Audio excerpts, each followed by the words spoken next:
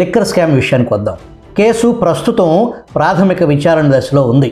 ప్రత్యేక దర్యాప్తు బృందం సిట్ సుమారు 300 పేజీల ప్రిలిమినరీ ఛార్జ్షీట్ దాఖలు చేసింది.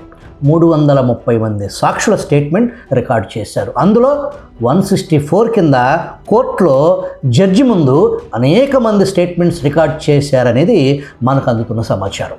ఆ ఛార్జ్షీట్లో విచారణ సందర్భంగా ఇప్పటి వరకు బయటపడిన సంగతులను ఛార్జ్షీట్ రూపంలో కోర్టుకు సమర్పించారు. ఇంకా బోలెడు అసలు విషయాలు బయటపడాల్సి ఉండగా స్వపక్షం నుంచి దాడి మొదలైంది.